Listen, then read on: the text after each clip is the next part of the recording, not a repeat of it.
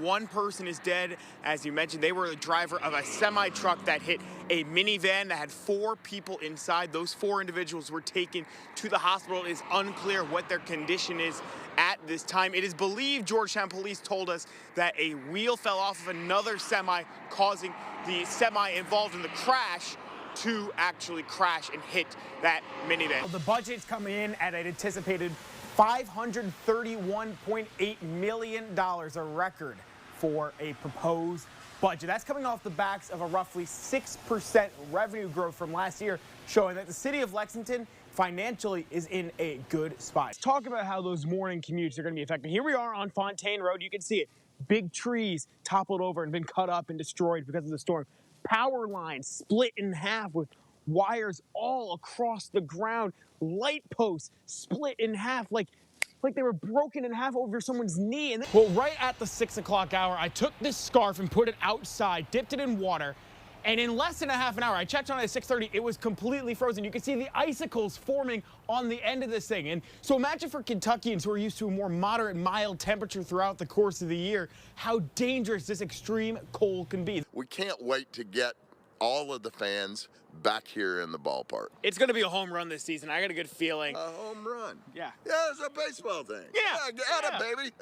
You know, you got time to think about it all morning. Well, Alan, thank you so much. And hopefully at the end of the year, y'all are getting another one of those rings right there. Let's get a quick zoom on that, can we? We need more rings. That is absolutely beautiful. Paul, what do you think back in the studio? That's got to be pretty good. Local law enforcement officers spend countless hours trying to make sure they're prepared for any possible situation. In Scott County, a unique technology is allowing sheriff's deputies to practice real-life scenarios without leaving the office. Tyler Melito explains. It's no secret that police technology has changed a lot over time. I mean, you've seen body cameras implemented.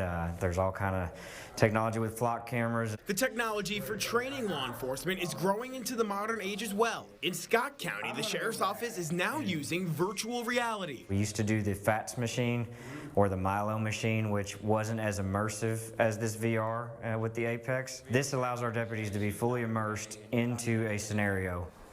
Sir, drop the knife.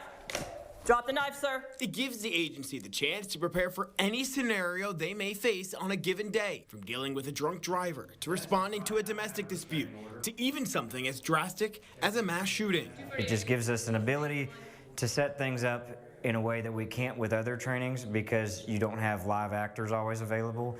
You don't always have space available. This just allows us hundreds, if not thousands, of opportunities to train different things. I got to try out the technology myself.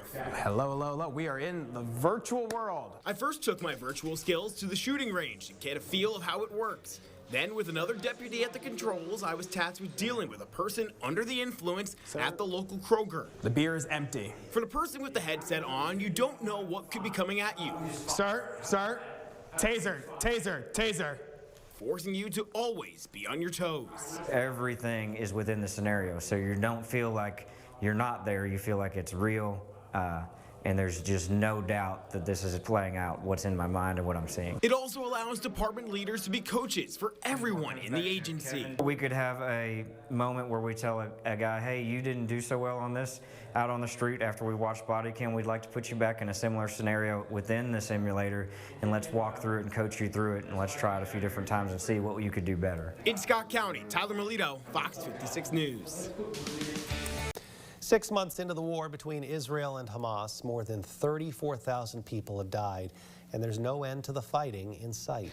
Despite the 6,200 miles between Lexington and Gaza, the war is having significant impact on the community. Tyler Melito joins us in studio to explain. No matter what side you fall on, war is always a divisive issue, and that's no different for the ongoing war in Gaza. One thing both sides have called for is the opportunity to get Israelis and Palestinians the humanitarian aid they need. Here in Kentucky, those calls for a ceasefire are growing louder and louder. And last month, Vice Mayor Dan Wu of Lexington issued a statement calling for a ceasefire on behalf of 11 members of the Lexington City Council. I sat down with members of both the Palestinian and Jewish communities as the war rages on. normally the site of calm, business-like meetings, upset residents and impassioned pleas now fill Lexington's city council meetings. We want to join the more than 70 cities passing a ceasefire resolution to pass a message to the leaders that can make a change. From the river to the sea, Palestine will never be. Israel and Palestine have a long history of division, and as war presses on, people on both sides are calling for change. But to understand each side's outrage, you must first understand the devastation of war. 70,000 tons of bombs have been dropped on Gaza. We have seen hundreds of attempts for a ceasefire. As of the new year, every single offer has been turned down by Hamas. With each passing day, members of Lexington's pro-Palestine community say it's important for the city council to take action. We can use that and go to, say, our senators, go to our House of Representatives, and we can go up to them and say, hey, our city council cares enough about this. Now it's your job now it's your time to take action. All but 3 members of the council have joined the call for a ceasefire, a strong start with more work to be done. As much as city council likes to think that it may not be within their jurisdiction, it is a Lexington issue because you have Palestinian Lexington constituents. Meanwhile, Lexington's Jewish community says the war's end isn't as simple as a ceasefire. It's worth noting that this is entirely a performative measure. The Lexington City Council has no ability to bring peace to Israel and Gaza.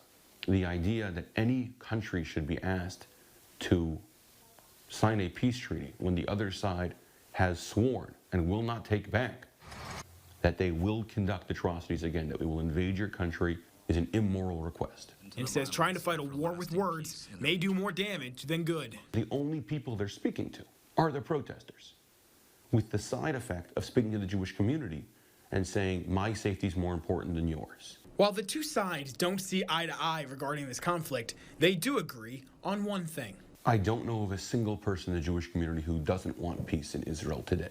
Watching innocent civilians being killed day in and day out, no human should stand for that. I asked both Rabbi Shlomo Litvin and Allah Hassan, who you heard from in this piece, if working together was a possibility between the two sides. Both said that would be unlikely at this time.